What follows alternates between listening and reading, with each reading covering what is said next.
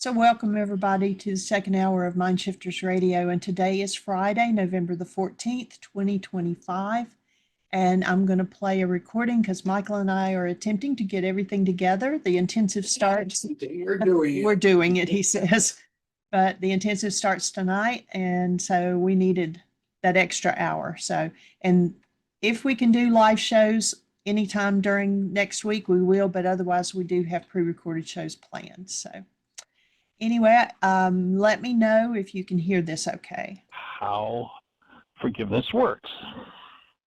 I've shared with the audience many times how I spent literally decades teaching the how-to of forgiveness, a la first century Aramaic Yeshua, and not having a clue why and how it worked. And that when you introduce forgiveness to people as it's actually meant to be done, to somebody new it sounds ridiculous to do what forgiveness asks you to do. And so that discussion came up, and we got into the refinements of it and the explanation of it once again. I was pleasantly surprised how many people were in the group were ready for that conversation once again, and how meaningful it was for them to get it. So I decided to start today's show with that explanation once again, so that the clarity, this I've shared many times on the show that the first 35 years I taught first century Aramaic forgiveness, I did not have a clue why it worked, how it worked, just that it worked. Nothing to believe. If you just do the process, you'll find your life changes. Dr. Tim has shared many times how this set of tools is one of the most effective he's ever seen, and the thing that excites him about it is it's teachable to anybody, and it is. And I tend to think once somebody hears it, of course, then they understand it. But I realize that it's something that needs to be heard. Of course, I speak it and I go, oh, there, see, that's so simple. But then sometimes even I forget it took me 35 years to be taught, to understand the dynamics sufficiently to realize why and how the process works. So I'd like to share a little bit about that. Unless, Jeanie, we have a hand up. If we do, we'll go for the hand before we go for that explanation. We'll always have room for that. We do not have a hand up. Cool. Then let's go for it. So, the starting point, recognize that when your mind says, I see something, I taste something, I smell something, I hear something, the truth is you don't. People say, oh, there's that horrible chemical over there. It has such a horrible smell. I smell something horrible coming off of that chemical. You know something? Chemicals don't have a smell. There's no such thing. What we call smell is an interpretation given by the brain. So recognizing that we smell things with the brain, not with the nose. We see things with the brain, not with the eyes. We hear things not with the ears, but with the brain. We taste things with the brain, not the tongue. If you want to document that for yourself, there's a really excellent short, I think it's about a 20-minute video. Dr. Tim introduced it to the show back a couple of years ago. We've been teaching it for decades, but he came across this video and was quite wowed and shared it with us. A man named Anil, A-N-I-L, Seth, S-E-T-H. He's a neuroscientist, and he explains how it really works. It's a great explanation from a neuroscientist point of view. So, in essence, what he explains is, much in alignment with the CIA's teaching. If you go to our website, you'll find a book there, or a quote from the CIA, where they are studying perception, and the CIA says that we do not experience through our senses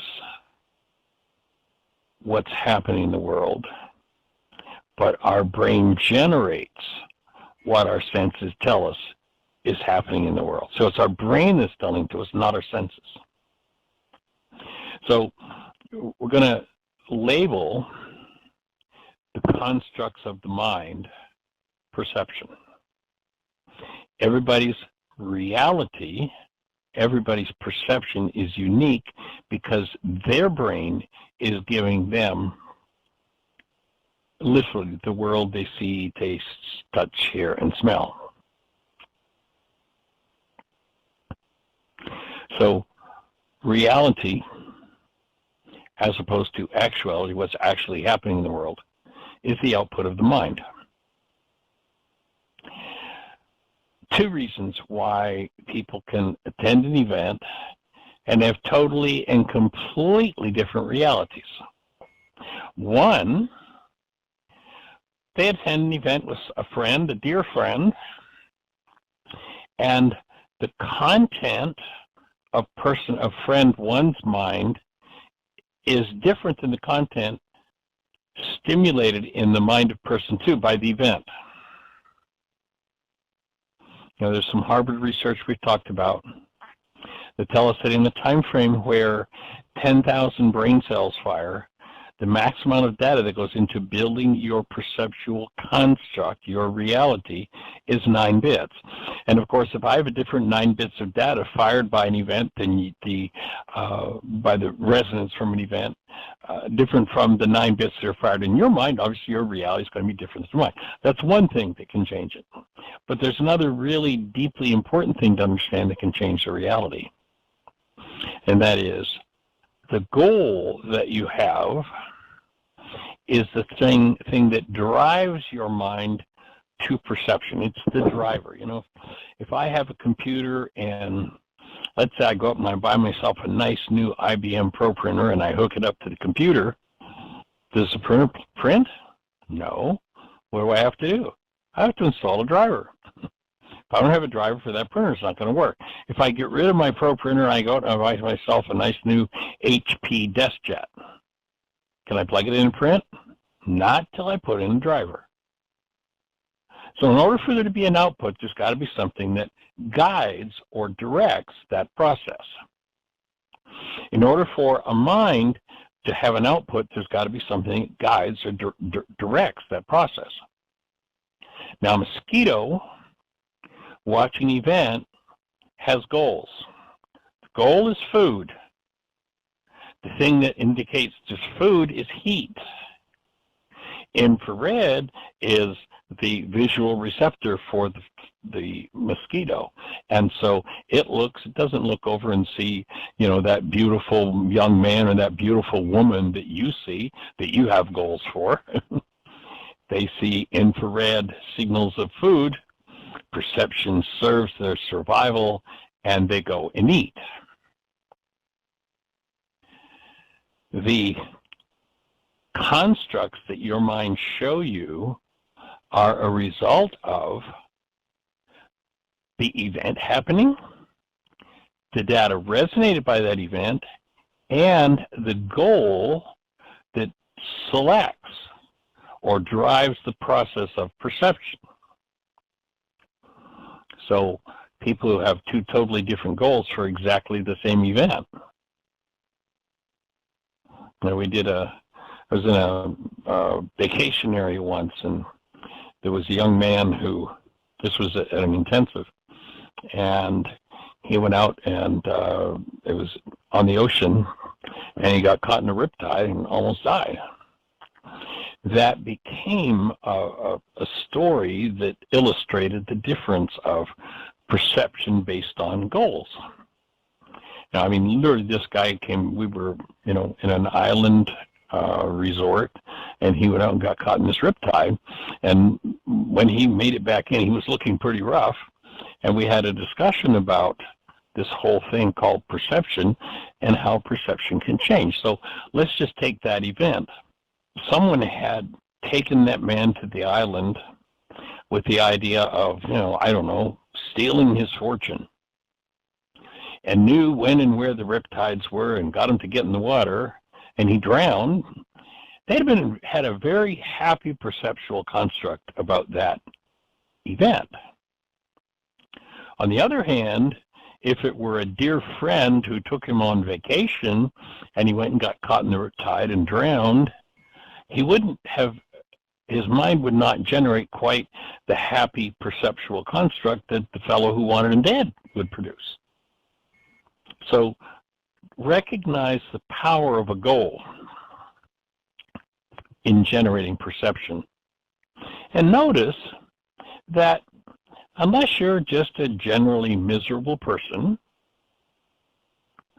if people are fulfilling the goals you have for them, you're pretty happy. And the more they fulfill the goals, the bigger the result of them fulfilling the goals you have. Generally, the stronger the positive response is going to be to them fulfilling a goal you have for them. Somebody says, I'm going to buy you a diamond ring, and you're happy and you're joyful, and you go, oh, that's great. And they bring you back a quarter-carat diamond, you go, oh, that's pretty cool. Or they bring you back a 3-carat diamond, and you go, that is really cool. What's the difference? Well, the fulfillment of the goal is qualitatively different with those two different rewards. So recognize that the thing that selection, there's this Harvard research we've talked about that says that in the time frame where 10,000 brain cells fire, the max amount of data that goes into building your perceptual construct in that time frame is 9 bits. So literally, they've got somebody hooked up to electrodes, and they're measuring brain cell firings, and there are 10,000 units of electrical activity in the brain. And then they're checking out what gets into conscious awareness, our perception, our mind's construct. And what they come up with is, actually the stats in the lab were 7 plus or minus 2, a maximum of 9 bits, a minimum of 7. Or pardon me, minus would be a minimum of 5. So there's only so much room for information to be funneled into those perceptual constructs. And obviously, if there are 10,000 measurable units of electrical activity and only 9 can be used, there has to be something that selects which 9. Through the law of resonance, the operation of the mind, what selects which 9 bits of data you're going to get to see is your goal. So every reality served up by the mind is an interaction between energetic patterns from the actuality, data stored from the past in the mind that is brought into activity through resonance in the mind. If I say, don't think about the color of your car, what happens? The word don't doesn't mean anything. I mentioned the body of my thought is the color of your car, and that's what's going to fire in brain cells. It's just a simple law of resonance. So the interaction between those two, mediated by your goal. If you have no goal for an event, then chances are, when it happens, you'll pay little or no attention, perhaps not even being aware that it happened. But somebody who has a goal for that event, man, they're right on it. They see it, they experience it, and in spades, they know it happened. But if you don't have a goal for it, you may not even notice. You know, somebody who's a hawkeye for old cars, this, 53 Chevy, all polished up, looking like a brand new car out of the showroom, drives by, and the person who's, really a car buff, wow, did you see that car? And the person who doesn't drive, doesn't care about cars, didn't even notice the color, or it was an old car, or it's just another car going down the street. goals play a major role in what shows up as a construct in your mind called perception. Now, where's forgiveness come in here? Well, in the Aramaic language, the word forgive, or the word that's been translated as forgive, is shabag or shabak. The word actually means to cancel, to let loose, or to untie. We've selected, because it's the most effective word of the three, at least for me, the word cancel to represent forgive in Aramaic of the possible translations. The other two are similar, they're close, but cancel is right on track. Now, sometimes people will incorrectly use the idea of canceling and think they've forgiven. Oh, I had all kinds of rage and fear about that, so I just canceled my rage and fear. Not going to happen. Doesn't happen. Can't happen. Once you load a goal into the mind, the goal acts as a resonating energy field that recruits or brings the firing of brain cells into activity. Once the brain cells are firing, you can't cancel the activity of those brain cells. It just isn't applicable. It's like trying to use a hammer to screw in a screw. You can't do it. Well, you can pound the hammer in, but you're not screwing in the screw. So you want to use the tool properly. So if in a particular circumstance, rage or fear or sadness or grief comes up, you don't cancel the rage or fear or sadness or grief. You look for the goal that is the driver for that perceptual construct. And the way that you collapse that perceptual construct is by canceling the goal. And I can remember the early days of learning that in Aramaic, the word forgive, shabag, meant to cancel. And it had to do with canceling goals. And that was interesting. It was kind of like, well, that's cool. But kind of so what? And as I was teaching, the point at which I touched into the Aramaic, I'd been doing this style of work full part-time for about 6 years and then full-time for 4 or 5 years after that. And I ran into the Aramaic, and, I was teaching, and so I would every once in a while in my workshops mention this idea of canceling a goal. It didn't have a lot of meaning for me. It was just, here's an interesting piece of information. If you have listened to the show for long, you know that I like to bring forward interesting pieces of information. And it was only after sharing that idea, just, kind of offhandedly with people, and having several people come back to me and say, wow, I started doing that canceling of goals thing that you talked about. That's really profoundly powerful. And I was like, oh, it is? Really? Okay. So as I started to look and experience it personally and share it with others more deeply, it became, oh my God, this is the key. And it is. It is the missing piece, P-E-A-C-E. So people will often say, well, Michael, this is a really good goal,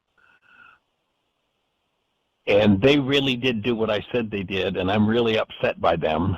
Why should I cancel the goal? Well, here's the lie the mind tells us. I'm upset because somebody did something. Remember that our definition of denial in this work is when I think or speak as though something outside of me is the cause of something inside of me. Denial. So when I say that really upset me, I'm now in denial.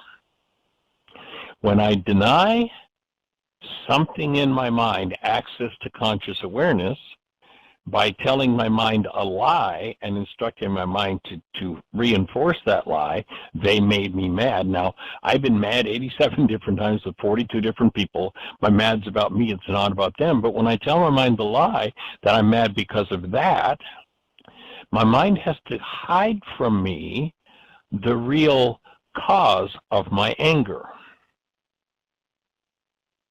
And that hiding is called dissociation.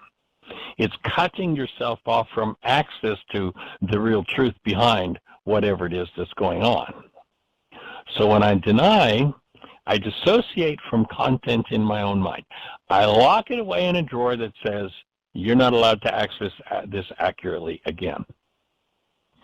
Doing that is called creating for yourself an unnatural condition, which is an unconscious mind. It is not natural for a human being to have an unconscious mind, I offer. And yet, psychologists will tell us that 90, 95, as much as perhaps 98% of our so-called thinking, our cycling of information, is unconscious. How much denial does someone have to be in to hide 98% of their minds from themselves? Now, the problem with that denial and dissociation is that by denial, I've added energy to whatever that is that I don't want to see as the truth. And when I add energy to it, I intensify its amplitude. Let's imagine that I have a 3-foot diameter spring and I have it sitting here on the floor and it's sitting there. Can the spring do anything? Can it jump up? No. But if I push down on the spring, let's say I push it down 2 inches and then I let go, what's going to happen? It's going to jump back up. It might just be a little blip, but it's going to move.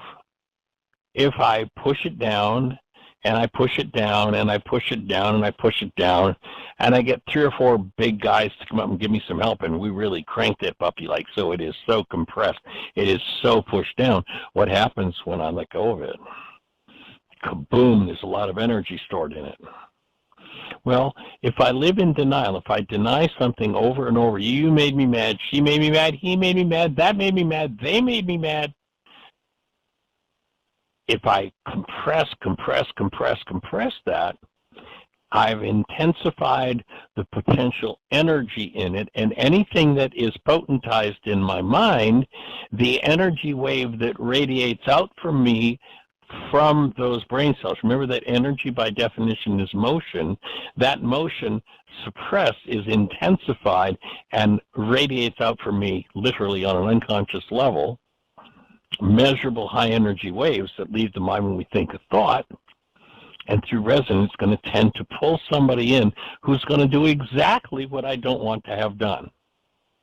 Remember, we've talked about how resonance creates motion toward.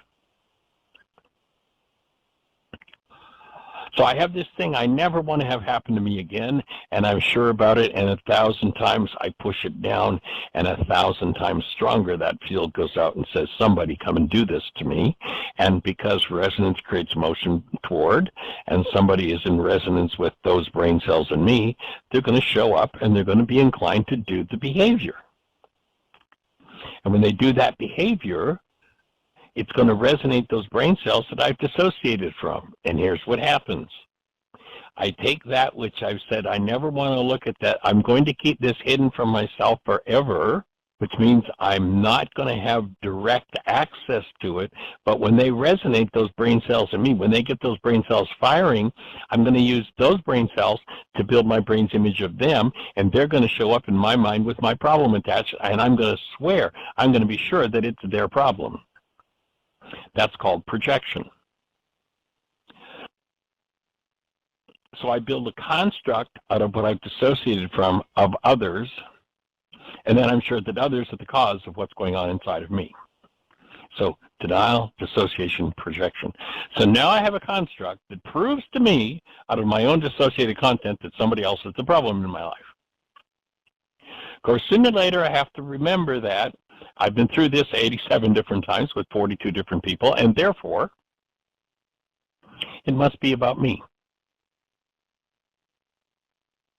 And so recognizing that, I finally run across first century Aramaic forgiveness, and I decide I'm going to forgive. So that latest person who came up and resonated those brain cells, am I going to let them off the hook for doing that? And is that forgiveness? Not in a million years. Yes, the Greeks convinced us that letting somebody else off the hook because something was resonating in me is forgiveness, and it's the most destructive lie that has ever appeared on planet Earth. It is the reason for all of our suffering, all of our poverty, all of our wars, all of our conflict, all of our divorce. All of the starvation there is on the earth is all based in the missing PEACE. People do not know how to forgive. In fact, when people hear me say forgive, what they hear, what most people in the world hear, is let them off the hook for what's happening inside of you. Liar, liar, pants on fire. What in that circumstance does forgiveness look like? Well, remembering that the word forgive is shebag, it means to cancel. I look at the goal that I hold for the object of my attention, of my perception. So Bill came up and did this behavior, resonated those brain cells, and now I have a construct that sure Bill is the problem. But soon I got to realize that Bill isn't the one with the pain, I am. So when my mind tells me that Bill has a problem, maybe I need to wake up and recognize that Bill looks quite happy. I'm in all kinds of turmoil and pain. Maybe I'm the one who has a problem. And I want to reach in and access and remove the energy behind that problem. And that's what the word forgive means. It's removal. So here's what forgiveness looks like in that situation. Let's say I wanted Bill to honor and cherish me. Let's say that's, I come down to recognizing that's my goal. And in the Aramaic language, that goal, which drives my mind to generate a perceptual construct about Bill being the cause of my pain, and the fact that the pain is a result of what's moving inside of me, I'm going to cancel my goal for Bill to honor and cherish me. Now, many people would say, well, that's a silly thing to do because it's reasonable for you to hold a goal for Bill to honor and cherish you. And I agree. It's very reasonable for me to hold a goal for Bill to honor and cherish me. I'm not canceling the goal because I want Bill to stop honoring and cherishing me. I'm canceling the goal because I realize that when I load into my mind a goal for Bill to honor and cherish me, that goal resonates the content of that file being honored and cherished in my mind and sets those brain cells into activity, and that's where my pain is. So I cancel the goal, not because there's anything wrong or inappropriate about the goal. I cancel the goal because the goal, every time I load it in my mind, uses pain content to build my brain's inaccurate picture of Bill, to project that pain into my brain's image of Bill and want to blame him for it. So what I want to do is I want to collapse that false picture. How do I collapse it? I remove the driver that set it into activity. So when I cancel the goal for Bill to honor and cherish me, the perceptual construct based in that internalized dissociated pain collapses. When it collapses in on itself. A good visualization, although I've had people who've called me up on the carpet for using a situation that has so much trauma for so many people, but it's the perfect visualization and everybody can see it in their mind's eye. You remember when, on 9/11, the Twin Towers came down, and you'll remember that those two buildings did something that megastructures have never done in all of the decades they've been building those structures, and has not happened in the 20 years since. Those buildings fell in their own footprint, within the structure of their own foundations. There's a key word. Think about foundation of your perception. Those structures fell right in on their own footprint, collapsed. When you cancel a goal, your pained perception collapses in on its own footprint. And if you're willing, and if you're listening, you'll get to access, you'll get to hear, you'll get to directly interact with your internalized pain. Now, when you project it into your brain's image of Bill, you are indirectly interacting with that. And you can't change content that you're in indirect interaction with. There's a power in you that can, but you can't. So I cancel the goal in order to collapse the perceptual construct that Bill is the problem in my life. When that collapses in on its own foundation, I now have access to my own unconscious mind. I have access to my own dissociated content. When I bring that dissociated content to conscious awareness, see, when I canceled the goal, I cleaned out the space that was filled by this errant, painful perception. I've left a clean and open space in my conscious mind where I can bring forward that hidden content, that dissociated content. And you remember when you're doing the worksheet process, the step before you cancel the goal, you tap into and you go to the experience of love. So you bring love conscious, active, and present, and when that which is less than love is exposed to active love, it dissolves. When pain meets love, and I don't mean love like the syrupy, I love you, sexual athletics kind of love, self-sacrifice kind of love. I'm talking about when the actual state of your true created essence love, being, is present and active. So when that happens and dissociated content has a space to come forward, whatever comes forward begins to dissolve. And that is forgiveness. When that dissolution occurs, remember the word forgive means to remove. The genius of this man 2,000 years ago to explain this to us is just enormous. Now, I've never, anywhere in all of my studies in 50 years, found anybody who understood the dynamic of why and how that happened, including the person who first introduced me to the idea that shebag meant to cancel. It took me 35 years. Let's see, that's interesting. We're just about at 35 minutes, 33 minutes or so. It took 35 years to understand that. About the same number of minutes it's taken me to explain it. So the second step in the forgiveness process, once you've canceled the goal, if you remember in the standard 7-step worksheet, 5A is I cancel my goal. Step 3, I've identified the goal. Step 4, I've reset love, connected to love.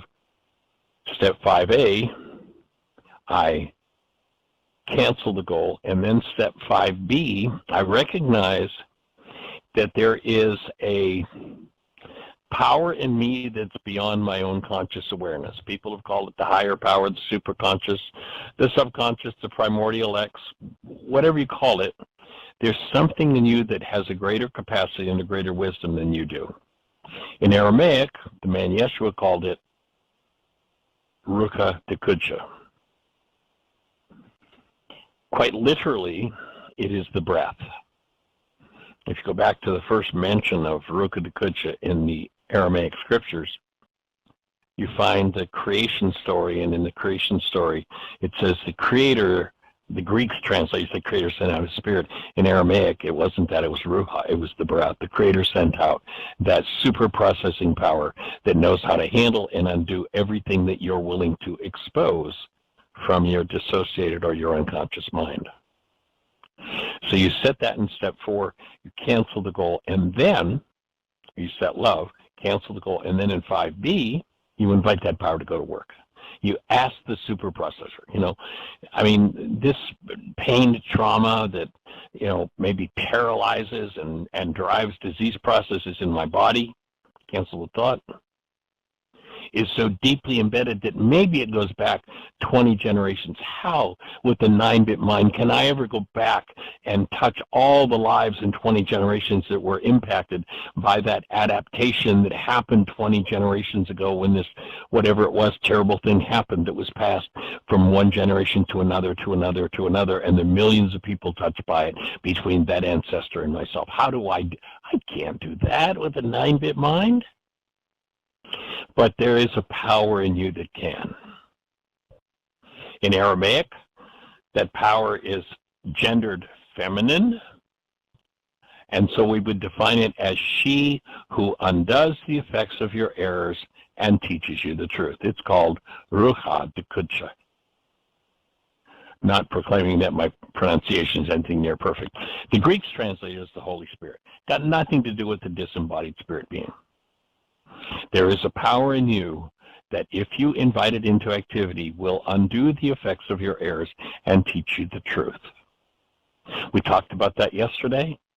And when you can get your perceptually constructed mind to shut up for a little while, you'll start getting these downloads. You'll start getting information. You will get direct, absolute, clear knowledge right from the source, if you're willing to listen to it. And so that's the core of how the forgiveness process operates. And Jeanie, the thought keeps coming to me as I'm saying this is that we perhaps need to, maybe we can take this piece and separate it out, and so maybe make a marker for our completion point or see what other discussion goes on. And I was thinking that we might send it to Nene and see if she'll translate it into Spanish for us so it's available to the Spanish-speaking community and we can put it on our Spanish page. Okay. So that's the forgiveness process. And we're down to about 20 minutes or so. So if you're out there in listener land, does that make sense to you? Does it leave you with any refinements, any questions, any insights you've had from using the tool? Anything that you can add to from your experience? I just shared with you what my experience is of learning and understanding how to explain forgiveness from the first century Aramaic language. If you're out there in listener land, you know, if you're listening to the show on one of those stations where we can't see you, or you can listen to the show directly by calling 563-999-3581, and then as someone just did, push 1 without a raise a hand, and this young lady will introduce you by your area code. Go ahead, Jeanie. Awesome. Area code 314, you're on the air. This is Doug. Hello, Michael. Doug, we haven't heard your voice in a long time. Good to hear from you. I've left a couple of messages for you weeks ago and never heard, so I was like, oh, okay. But I'm glad you're well. How are you? What's happening in your world? Well, it's very difficult. A lot of difficult things going on. I don't want to get too distracted by that. I will just say that I've been struggling with some inflammatory long COVID symptomology for a long time, and I'm working on that, but it's been a challenge for me. And then my main upset disturbance is my attachment to the relationship I've had and not wanting it to end, and it continues on that trajectory. And so, before you go there, let me just ask, have you been using the Avicen? Yes. Okay. And I think it's helped me. The reports I've gotten back are people who've gotten COVID that are using Avicen. It eradicates long COVID because the long-term effects are microcirculation, and that this repairs it. So I'm surprised, and you know, I'd use it as intensely as possible if I were you. I will do that. Cool. Okay. I am kind of on track with some things with that. I just got a blood test. I'm working with some really good people who are working on it. We'll see what that leads to. Awesome. Finally now. Well, we'll hold the space for that healing. Thank you. The reason I called specifically, though, is because, well, I'll just say I really enjoyed what you said today. How you explained forgiveness process and goal canceling and so forth. But what I heard differently after all this years is when you referred to how when we hold a goal about something or someone, we see that thing or that person not through the perception generated by corrupt content, which is how I've always held it to be, or error thought or inaccurate information, incomplete, and so forth, which is how I've framed it in the past, but through our pain. You used that word, through our pain. Yes. Through the pain that we're holding in our body. And I'm Right. wondering if... Which is an indicator of the corrupt data, so they're kind of one and the same.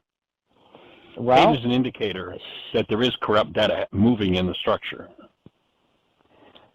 Okay, and so I don't know how relevant this would be for anybody else, but for me, two things I want. It's like one, well, just seeing it that way, seeing it as okay, because you hold this goal, you're building your perception about that thing out of your pain, which is in your body, which needs to be forgiven and removed, is profoundly different for me. One thought. And you're now in an indirect relationship with that pain by projecting into your brain's image of someone else. The way that it heals is when you come into direct relationship with your pain, which is what bring love present empowers. Bring love present to it, or bring it present. Yes. Right? Bring that pain present in love. Yeah. And Course in Miracles says, I feel... Go ahead. Let him talk. Jesus. No, you go ahead. Say what the Course in Miracles says, bring the world you do not want to the one you do. So the part of your mind which is in your body that's creating the pain that one is dissociated from is the world I do not want. And what I need to do is bring it to the one that I do want, the world of love. And forgiveness is what does that. By collapsing perception, you get to come back into direct relationship with the pain. And just to add a piece to the puzzle, Jeanie and I had COVID back about 2 months ago, and we both experienced it as profound health upgrades. And one of the things that my take is that this frequency, this little bit of genetic data that's floating around and passing from person to person, tends to resonate or access the darkest parts of our thought structure that we don't want to deal with. And it's an invitation to access.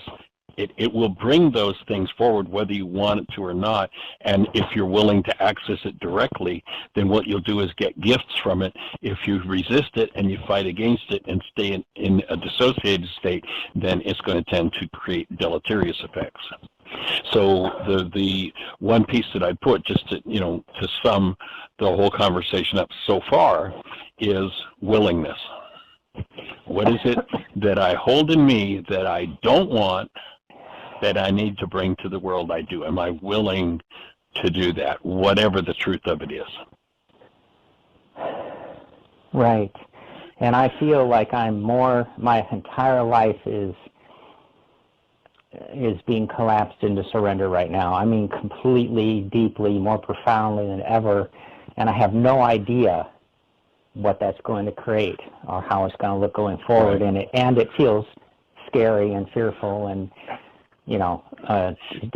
So notice the dissociation. It triggers. Notice the dissociation. Thank you. Yeah.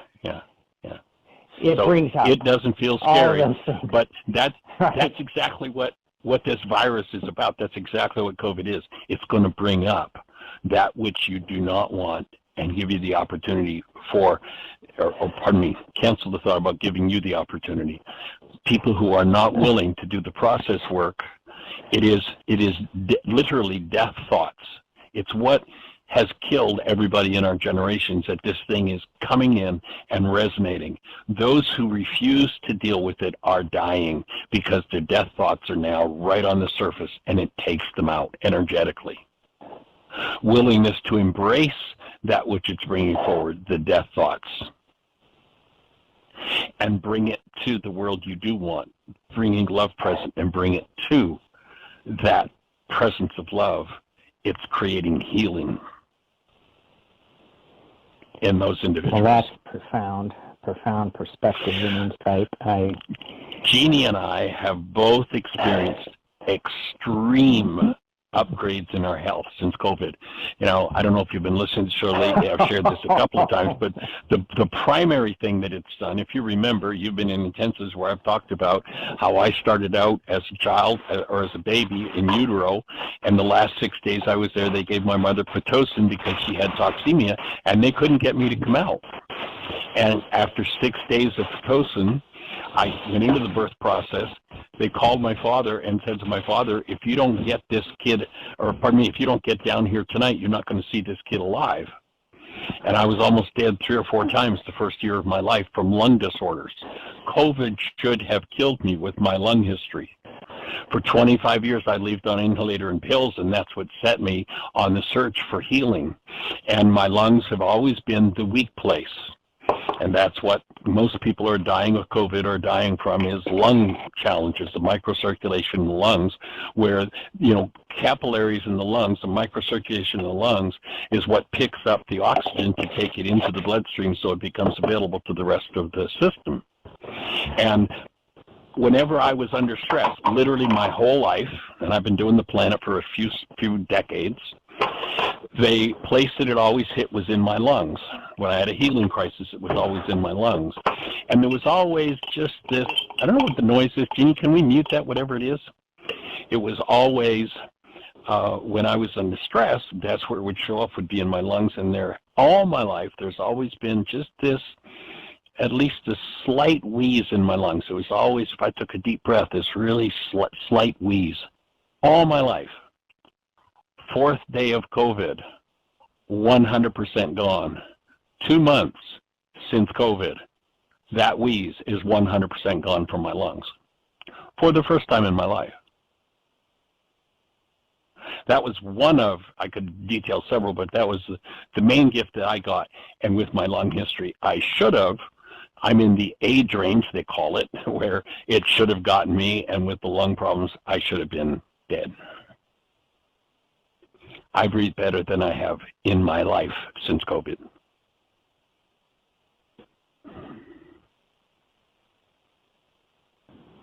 I love that, that framework that's set up for COVID and the upgrade idea and your story about it upgrading you and all of that. Jeanie got one just as profound. Jean got one just as profound. You know, she spends, you hear on the show how much time she spends on the computer and what she does and all the monumental things she does. And she's not always in an ergonomically correct posture, so she tends to have challenges with her neck. And I don't know exactly, sweetie, you would know better than I, the last 2 or 3 years, she's had some fairly significant neck pain. And for the last 6 months, she's worn a TENS unit on her neck, a little collar that electrical stimulates the muscles, creates electrical stimulation to handle the pain in her neck.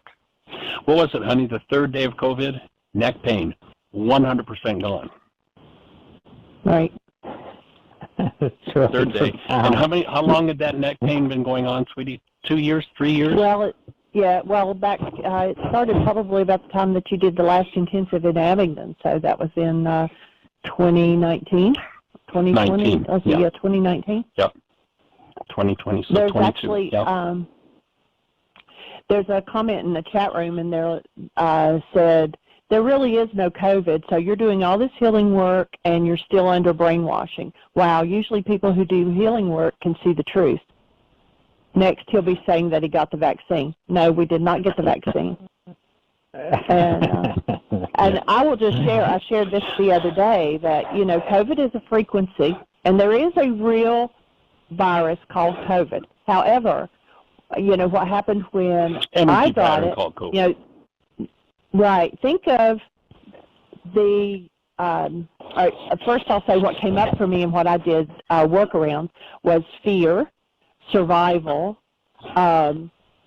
isolation, separation, things like that. And if you think of the description most people give the virus that's called COVID, or the frequency that's called COVID, those are the descriptions of it. So when I was impacted with that, those were the things that I dealt with during the COVID. So it's, it brings up for different people different things, and it gives an opportunity to face it. And I don't know if you want to address that further or continue with Doug first. Depends what's in there. Well, just to throw in the thought for our commenter, I need your help. If you're really on it, as you say you are, I need your help, because I actually have several friends that are in their graves because of COVID, and I need for you to go talk to them and get them out, because I'd really like to see them back here. And being a naturopathic physician, I've worked with a lot of sick people over the last half a century. And I'll offer that, having observed a lot of sick people and a lot of symptoms expressing, there is nothing that I've seen that does to people what I've seen this energetic pattern bring up in people and do. So, while you may think you're really smart and you really know what you're talking about, I want to see your degree and your certificate in understanding how disease processes work. Or I'll just offer that maybe you're in a place where, there's a great line in the Course in Miracles that says you must be aware of the distorting power of the way you want it to be. So I just invite you to look at that and hold the space. And Doug, let's get back to you. I apologize for distracting, but I think it's all important understanding, important information.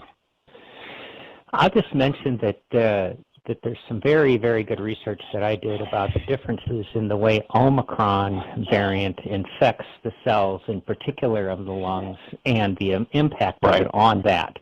That is, that makes it a lot different. That's why it's so much less lethal for so many people. But the curious question around that is, so what is the difference, and why did it evolve, and what does it do differently in our physiology with bringing up the healing processes like you're talking about? It's just a question that I'm just, that's just coming to mind in the context of all this great stuff you're giving me. But for me, it's been, I think inflammation stuck S1 proteins in the monocytes causing inflammation in my vascular system and so forth, that kind of thing going on as the expressed symptomology, at least, of this. And I feel like this physiological reflection. Helpful. Physiological reflection, okay, of this stuff that needs to be cleared out. I really like what you said about it. It's very encouraging to take that perspective. Because sometimes it's, it's brought up a lot of discouragement stuff, but and if you look at center point, remember one of the questions to ask yourself, Doug, is how does this look like my life? How long have you been in your word was discouragement? How often in your life, how does it look like your life to be in discouragement? Yes, thank you. It's your perennial issue, right? So that's what this definitely energetic pattern is resonating for you to forgive. You got to bring what's at the root of that discouragement, that which you don't want, forward to that active presence of love. That's what you do. That's your healing crisis, your healing process. Awesome. So tying that back into the core reason I called initially, which is that to see this as to hear you, in my mind's perceptual system anyway, say this differently, and that's one question, are you saying it differently, or am I just seeing it differently? But to say I'm seeing it through my pain, and that my pain is what I need to bring up, the pain that's in my physiology, and bring it to the altar of love and remove it is very, it's just a whole nother level of seeing this. And remember that pain is the reflection of the presence of mind energy that doesn't belong in the system. Pain is the warning signal. Its purpose is, notice that you're listening more than you've ever listened. And you've heard me say this before, the purpose of pain is to make our ears grow, to get us to listen. Right. Yes. And so pain, if we go to the opening words in the book of John, it doesn't say in the beginning was the Word and the Word became flesh. It says in the beginning was the mind energy and the mind energy became flesh. When you put mind energy which becomes a molecule, which then lands on a receptor site on a cell, and the cell responds with, hey, this is good energy, wow, this feels great, or this is crap energy, it's going to kill me if you leave it here, stop, this hurts, pain. The cause of that pain is the neural structure, the structure that comes out of the thought appearing in physiology as what we call a chemical. And the skill of forgiveness, and I'd offer that what you've just told us with your words, is that the pain of discouragement, which may go back to, the very earliest experiences of your life. It may go back to in utero experiences. It might be mom's experience while you were in utero. It might be mom's experience while you were being conceived. It might be dad's experience while he was in utero himself, and it might be dad's great-great-great-great-grandfather who had a traumatic issue of being discouraged about something in life. And the skill that forgiveness invites you to develop, the skill that Yeshua says we need, is the ability literally to go into not just the cell and pull that neuropeptide off the receptor site, but literally to go into the genes and access that which I do not want and bring it forward in the presence of active love for dissolution. Bring it to the world I do. The mind energy that drives the creation. Exactly. And it means that you have to feel the pain directly. Exactly, yes. And the landing of the peptide on the cell is where the pain comes from. It's the cell warning us. So when I project that, oh, I'm in pain because of this, whatever my current projection is, it's because of what my brother did or my sister did or my mother did or my father did or my lover did or my wife did or my child did. When I do that, I'm in an indirect relationship with my pain. I take that energy and I create my brain's image of them. Forgiveness allows me to collapse that and drop into the pain directly, drop into direct relationship with that original neuropeptide and experience the tragedy, the travesty, whatever it was about, directly. Yeah.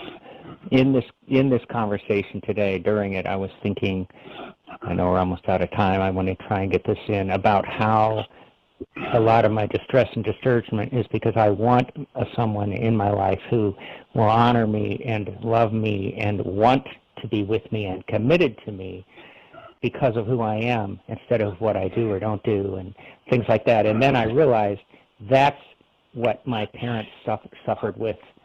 It's like they couldn't ever really achieve the relationship they wanted because, right.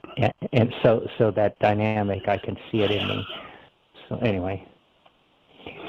Well, I'm with you 100%, and I'd suggest you go back and listen to this show again, this last minute that you spoke, and take each of those goals and do worksheets on them. There's where your healing's going to be.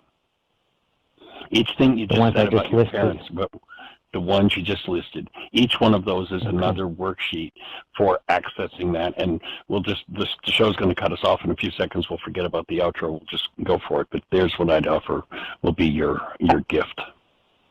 And I want to say I have been loved and appreciated, but bridging that into commitment and the next level of whatever, that just has, for whatever reason, hasn't happened lately for us. Well, and my offering is, you've never been loved, you never will be loved, you never will love anyone, no one's ever loved you, because love isn't what you do, it's what you are. But when we make the mistake of thinking it's something we can do, we're going to be done to us, we then just void the whole experience of ourselves as the Creator created us, as the active presence of love, our true essence. Rocks. That rocks. Thank Next you for level. That reminder. Yay. All right. All right, my friend, we appreciate you. Nice to leave you laughing. And we can continue this conversation tomorrow if it's appropriate.